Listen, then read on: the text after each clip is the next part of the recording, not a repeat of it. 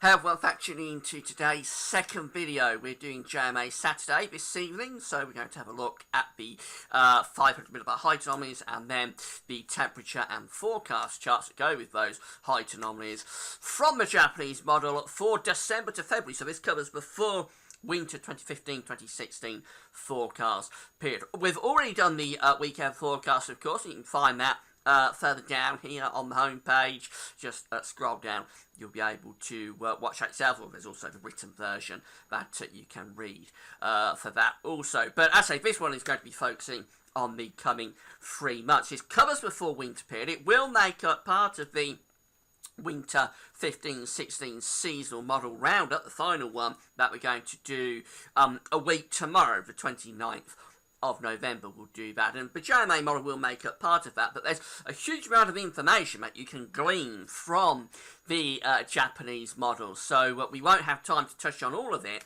when we do the season model roundup, because we have about 10 or 11 long-range models. So we're going to have a full look at all of the information that we can get out of the JMA for this particular update.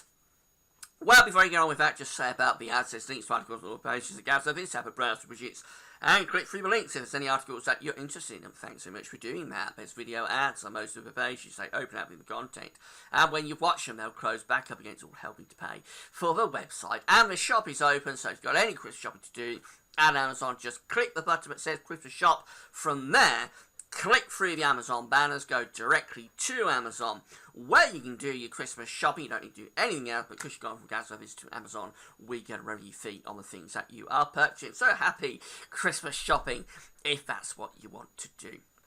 Just say the links to the JMA long range model are on the links page, so you can check out all of these charts for yourself. So we're going to start off with 500 millibar height anomalies in terms of the Northern Hemisphere view, and then we'll have a look at sort of the mid-latitude view and see how the temperature and precipitation and wind direction corresponds with these anomalies. So we're starting off with December. The first chart we're looking at is the 500 millibar height anomaly for December 2015.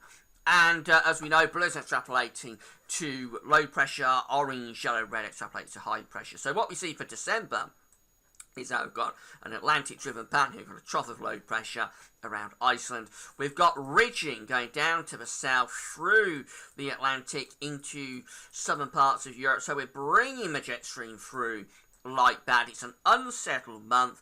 So have a look at the temperature and precipitation anomalies that go with this, but you'd expect this to be a wetter than average month. You'd probably expect it to be a little bit milder than average as well. Although the mean wind flow probably not coming from all that milder source, actually. It's probably bringing the air down sort of from Greenland and the northern part of the Atlantic. So I'm not sure it'll be all that mild, really. It's probably not as mild as we've had in terms of the anomaly anyway in November for December. But it would be a mildish Atlantic-driven month. You get some cold snaps, but nothing out of the ordinary. Certainly no sign of any northern blocking here over the top of the pole.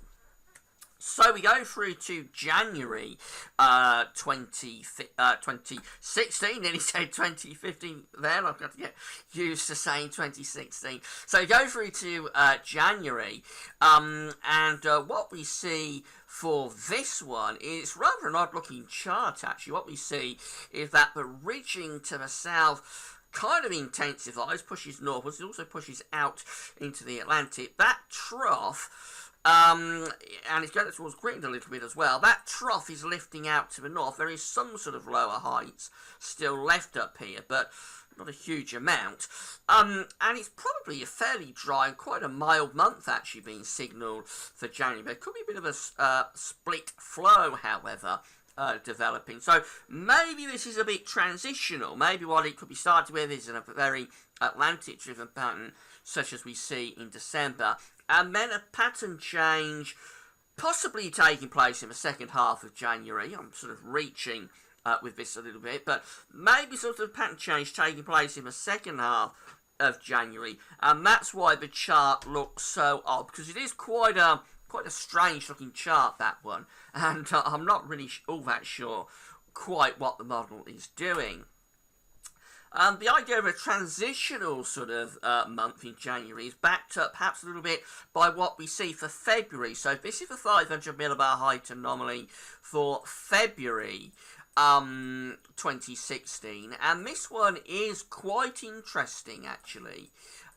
If you want to call winter, because we've got, all of a sudden, we've got a lot of red appearing around Greenland, and it ties back over towards Canada as well. We've got this deep trough setting up to the south of us. So this would imply that the jet stream is tracking to the south of the country now. It's on a southerly track, and we've got loads and loads of northern blocking setting up here, which would presumably will be starting to send the winds into the east and the northeast with this one. Now, we know that several models last month, when we did the season 1 roundup, several models were going with this idea of a progressive pattern through the winter, from a fairly mild Atlantic-driven start to something far colder when we get through to February. This could just be the first indications of that from the JMA. It's early days, we'll have to wait and see what model is showing next month, but that could be the way that this model is trending. Although when I show you the temperature charts of February in a moment, they're not all that spectacular, so maybe not as dramatic as it first appears, but that is a lot of blocking being signalled there to the north of us around Greenland and going towards Iceland as well. Okay, let's have a look at the mid-latitude view. So again, we'll start off with December, then we'll go through to January, and then we'll have a look at February last of all. So for December, to start off with, we know it's the Atlantic-driven month in December, very westerly, with all of this high pressure going to the south of us, and the jet stream tracking through rather like that. You can't see the north of us over the northern latitude with these charts. They're sort of tropical and mid-latitude charts. Now look at the temperature anomaly. It's actually not as mild as you might think with an Atlantic-driven month, and actually Scotland and Northern Ireland coming out a bit colder than average. England and Wales close to normal, but no great deviation there. So for an Atlantic-driven month, that's actually a fairly cool month being signalled in December, particularly to the north, which is coming out a bit cooler than average. And you can see a reason why with the wind arrows. I'm not sure if you can quite make these out, but the mean wind flow from these arrows is generally coming from a northwesterly direction. So instead of the air coming up from sort of the Azores and the tropical Atlantic, the air's coming down from Greenland and maybe a little bit from Iceland. So it's sort of a polar maritime type flow. Had a lot of days like that last winter. I'm not sure remember that, but many days last winter were sort of polar maritime, which meant that when we averaged temperatures out, whilst there was no particularly severe cold weather last winter, it was actually a little bit cooler than average, quite unusually. And that's the kind of thing that we're seeing here for December. The temperature, the rainfall anomaly is coming out above average as well, so wetter than average month, as you'll expect in an Atlantic-driven winter month. It's coming out wetter than average. So cool and wet, really, the signal for December, and no doubt there will be the potential there for a little bit of winteriness in the north particularly. We move through into January. This is the odd one. This is a very strange looking chart. Look at all of this red that we've got going on through the Atlantic, and it sort of connects up towards Newfoundland as well. It's going in towards central east part of the Mediterranean. It's even across eastern parts of Europe. So it's a very strange looking chart, this. The jet stream is probably a bit split, going a bit like that. So I couldn't really make a great deal out of the actual height on. Let's see what the temperatures are showing, and they do show a milder than average month here. So it turns out a milder than average in January. So the temperature anomaly, although actual temperatures probably don't increase, but the temperature anomaly increases from December through to January. What are the mean wind arrows showing?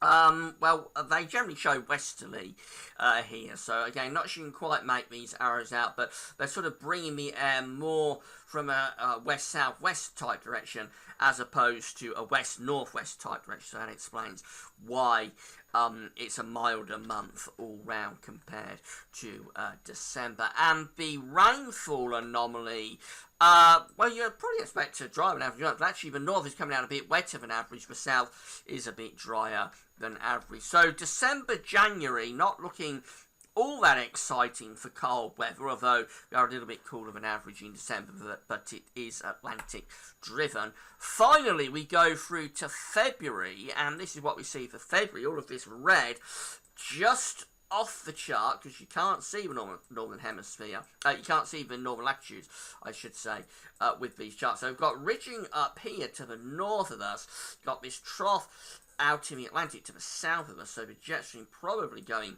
on a southerly track. This is our best chance for a cold month. But actually, as I said, the temperature anomaly is not all that exciting. I would expect that to be colder than that, really, given the extent of the northern block. We do see quite a lot of cold air going down into Russia and the east of Europe, but for us, not a great deal. And I would expect it to be colder than that with such an amount of northern blocking. The wind arrows are quite interesting because it's almost hard to make us out. But there we are over here. And maybe it's more enlightening if you look over this side of the chart, actually, because there's easterlies coming in across Europe. So quite why it's such a mild chart for February, I'm not sure. Not just for us, but for Europe, because I expect that to be a very cold month for Europe. The mean wind flow with these arrows shows that we've got easterlies originating probably from central Russia, which is over here somewhere. So quite a long way east. We're bringing the air from a long way east there. I would expect that to be a colder than average month. There is an influence from the Atlantic coming up in that sort of direction. You can't really make the colour out because it's such a deep blue anomaly. But there is an influence from the Atlantic from that southerly tracking low pressure and jet stream. But of course, as that hits the cold air, that would be supplying the chance of snow, I would have thought. So February, to me, on these charts, looks by far the greatest opportunity to get some cold and wintry conditions sustained at any rate. Finally, the precipitation anomaly for February, coming out a little bit drier than average. You'd expect that because we're blocking off the Atlantic a bit and sending the jet stream to the south. By the way, notice all of this blue through the Atlantic. These are wetter than average anomalies. Again, quite a long way south, just indicating that the low pressure and the jet stream tracking south in that sort of position, engaging the cold air, presumably from the east or northeast. And to me, that looks like the greatest potential, no more than that because it's a long way off, but the greatest potential there for a cold and wintry sustained pattern is in February. So that's how the Japanese model is looking for the winter. Quite a mixed bag. The general idea is for an Atlantic driven December, possibly stormy and fairly cool, especially in the north. For January, very odd looking month, but probably quite dry and pretty mild. Maybe transitional though to something a bit colder later. February easily provides the greatest chance of these 3 months with this model, provides the greatest chance of a cold and potentially wintry month as well. So that's what the JMA is showing. This will make up part of the seasonal model roundup that we do a week tomorrow. We won't have time in that update to cover all of these charts, of course. It'll just make up a small portion of that update. So I hope you enjoyed seeing what the JMA is showing for the winter and looking at it in depth and in detail. Tomorrow, it's the 10th and final winter 2015-2016 update. So we'll be once again, and for the final time, getting various things together like sea surface temperature anomalies, solar activity, and I've got some very, very interesting analogues again from our good friend Stuart from Chorley Weather. So we'll get all of that together for one last time tomorrow. Please come back for that. It's getting very close to the final forecast from GazOverNews.com for winter 2015-2016, which will be released on the 1st of December. So getting really, really close now. Come back for the 10th and final winter update tomorrow. That's all for now. Thanks for watching.